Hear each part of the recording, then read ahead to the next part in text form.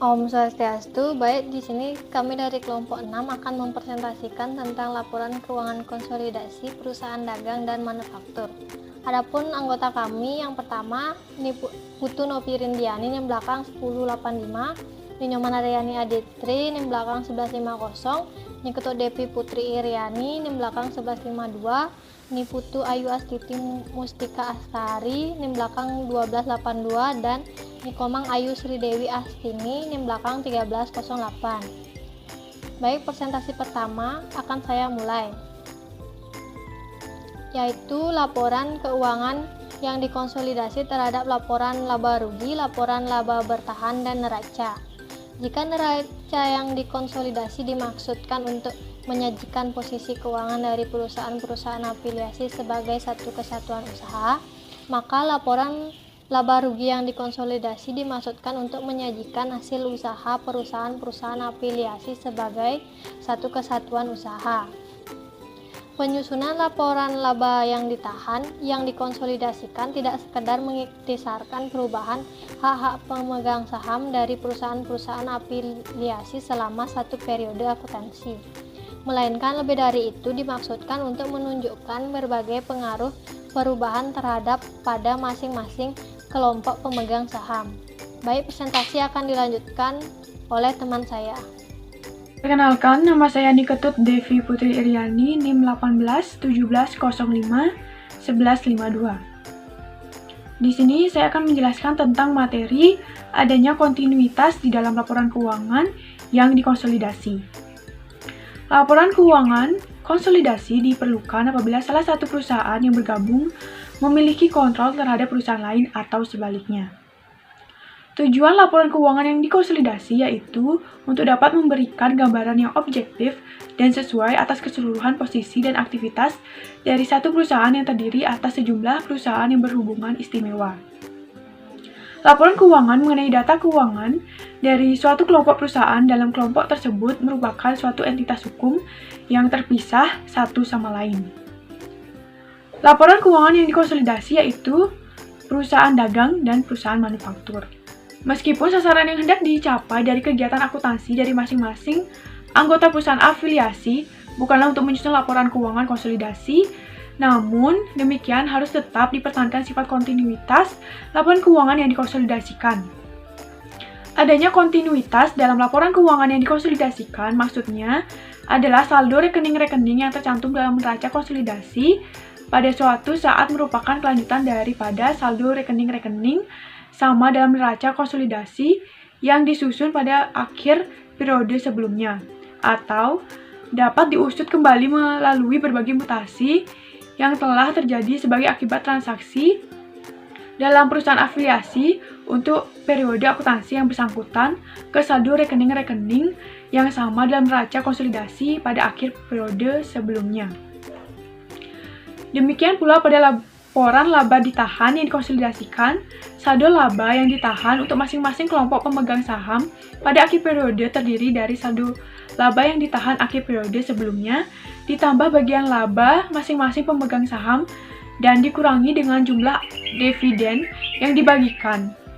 Apabila neraca konsolidasi disusun atas dasar neraca individual, eliminasi terhadap transaksi jual beli barang-barang dagang atau perusahaan afiliasi terbatas hanya sebesar laba atau rugi bersihnya, melainkan harus seluruh jumlah hasil penjualan di satu pihak dan seluruh harga pembelian di pihak yang lain.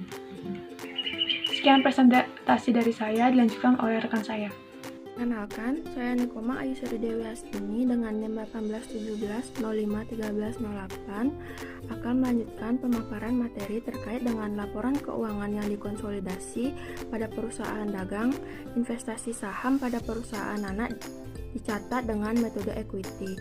Jadi terdapat hal-hal yang harus diperhatikan dalam menyusun laporan keuangan konsolidasi dalam perusahaan dagang. Di antaranya saldo hutang piutang, transaksi jual beli barang dagang yang mengakibatkan timbulnya laba rugi dari transaksi tersebut, yang dimana sebagian masih terkait pada nilai afiliasi. Jadi, oleh karena itu, dalam laporan keuangan yang dikonsolidasi, perusahaan-perusahaan afiliasi dianggap sebagai satu kesatuan yang ekonomis. Jadi, hal-hal yang harus diperhatikan di atas harus dieliminasi di samping terhadap hak-hak kepemilikan saham. Terdapat 4 jurnal eliminasi yang diperlukan.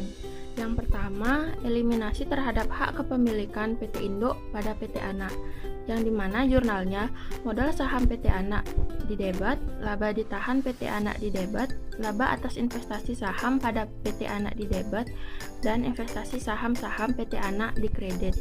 Kemudian yang kedua, eliminasi terhadap saldo hutang piutang. Jurnalnya adalah hutang dagang PT Induk didebat dan piutang dagang PT Anak dikredit. Kemudian yang ketiga adalah eliminasi terhadap transaksi jual beli barang dagang, di mana jurnalnya adalah hasil penjualan PT Anak didebat dan pembelian pada PT Induk dikredit. Apabila kedua perusahaan menggunakan metode perpetual, maka jurnalnya adalah hasil penjualan PT Anak didebat, persediaan barang dagang PT Induk dikredit, dan harga pokok penjualan PT Anak dikredit. Kemudian yang keempat adalah eliminasi terhadap laba atas jual barang dagangan yang semula dibeli dan belum berhasil dijual kembali sampai dengan tanggal neraca. Jadi, apabila sampai dengan tanggal neraca, pihak pembeli belum berhasil menjual kembali barang dagang tersebut, maka dalam laporan konsolidasi tidak dibenarkan untuk mencatat laba rugi atas penjualan barang tersebut. Baik, sekian pemaparan materi dari saya. Terima kasih.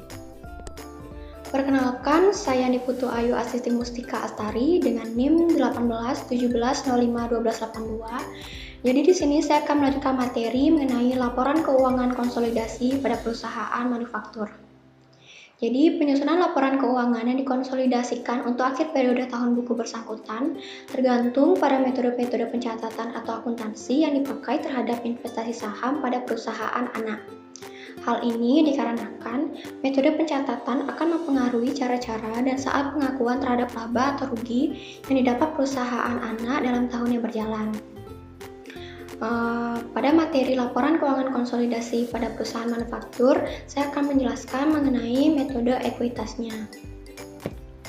Jadi, pada metode ekuitas ini, saya akan menjelaskan dua hal, yaitu yang pertama, laporan keuangan untuk tahun buku yang berakhir pada tanggal 31 Desember tahun bersangkutan, dan yang kedua, yaitu laporan keuangan untuk tahun buku yang berakhir pada tanggal 31 Desember tahun berikutnya. Yang pertama, di sini akan menjelaskan laporan keuangan untuk tahun buku yang berakhir pada tanggal 31 Desember tahun bersangkutan. Jadi, apabila antar perusahaan afiliasi melakukan transaksi jual beli produk dari suatu perusahaan yang merupakan bahan baku untuk aktivitas produksi perusahaan lainnya, berarti di dalam perhitungan harga pokok produk yang dibuat oleh perusahaan pembeli terkandung laba rugi antara transaksi. Sebagai akibatnya, laba rugi antara transaksi tidak saja melekat pada persediaan bahan baku, melainkan juga pada persediaan produk dalam proses dan persediaan produk jadi pada akhir periode serta harga produk-produk yang dijual dalam perusahaan pembeli hasil produksi perusahaan lainnya. Oleh karena itu, sesuai dengan aliran biaya yang terjadi pada perusahaan manufaktur, apabila laporan keuangan yang dikonsolidasikan disusun terlebih dahulu, harus dilakukan penyesuaian terhadap harga pokok produk yang dibuat menjadi harga pokoknya semula dengan cara mengeliminasi unsur laba antara transaksi yang terkandung dalam bahan baku yang dipakai. Apabila proses cost yang dipakai di dalam metode pengumpulan biayanya, maka untuk menentukan besarnya laba antara transaksi yang terkandung dalam produk yang masih dalam proses pengerjaan harus ditentukan ekuivalen unitnya. Jika metode ekuitas yang dipakai, maka eliminasi yang diperlukan di dalam penyusunan laporan keuangan yang dikonsolidasikan untuk periode tahun buku yang berakhir pada tanggal 31 Desember bulan bersangkutan meliputi yang pertama, eliminasi terhadap hak-hak pemilikan perusahaan induk pada perusahaan anak. Yang kedua, eliminasi terhadap penjualan produk oleh perusahaan penjual kepada perusahaan pembeli. Yang ketiga, eliminasi terhadap laba antara transaksi yang termasuk persediaan perusahaan pembeli. Yang keempat, eliminasi terhadap saldo hutang atas pembelian barang. Yang kelima, eliminasi terhadap laba atas penjualan. Yang keenam, eliminasi terhadap hutang obligasi. Dan yang ketujuh, eliminasi terhadap hutang atas dividen yang dibagikan. Lalu selanjutnya, saya akan lanjut membahas laporan keuangan untuk tahun buku yang berakhir pada tanggal 31 Desember tahun berikutnya. Penyusunan laporan keuangan yang dikonsolidasikan untuk akhir periode tahun buku berikutnya tidak jauh berbeda dengan laporan keuangan untuk akhir periode tahun buku tahun berjalan. Kecuali adanya beberapa hal yang pada akhir periode tahun buku berjalan belum memerlukan perlakuan khusus, yaitu terhadap penyusutan aktiva tetap serta biaya-biaya bunga yang timbul.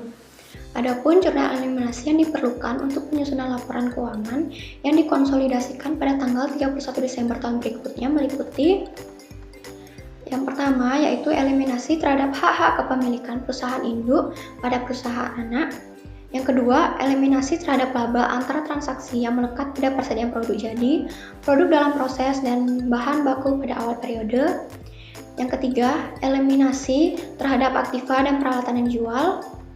Yang keempat, eliminasi terhadap hutang piutang dividen antara perusahaan induk dan anak. Yang kelima, eliminasi terhadap investasi obligasi. Yang keenam, eliminasi terhadap transaksi jual beli barang antara perusahaan afiliasi. Yang ketujuh, eliminasi terhadap laba antara transaksi yang melekat pada persediaan produk jadi, produk dalam proses, dan bahan baku. Yang kedelapan, eliminasi terhadap beban biaya penyusutan aktiva tetap yang dibeli. Yang kesembilan, eliminasi terhadap biaya bunga hutang obligasi. Dan yang ke-10, eliminasi terhadap saldo hutang piutang yang timbul akibat transaksi jual beli barang. Baik, sekian penyampaian materi dari saya. Untuk selanjutnya, yaitu metode harga perolehan, akan disampaikan oleh rekan saya. Terima kasih. Baik, perkenalkan, nama saya Putu Novirindiani, NIM 18170511085.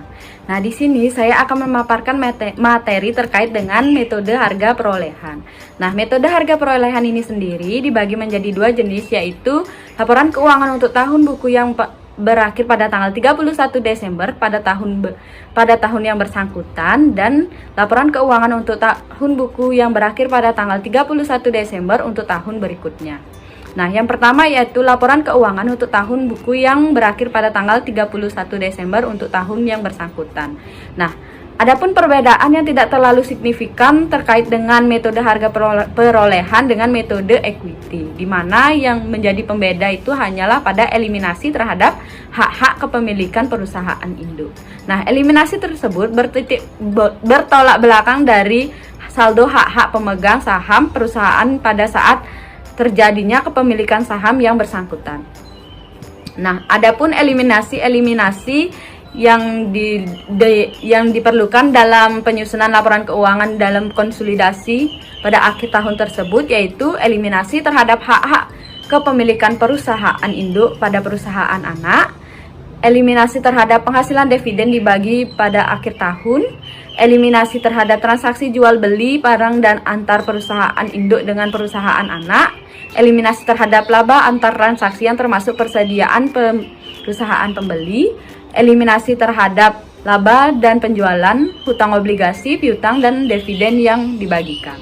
Nah, untuk jenis yang kedua yaitu laporan keuangan untuk tahun buku yang berakhir pada tanggal 31 Desember pada tahun berikutnya, yaitu terdapat eliminasi yang dilakukan, yaitu eliminasi terhadap hak-hak kepemilikan perusahaan untuk perusahaan induk pada perusahaan anak.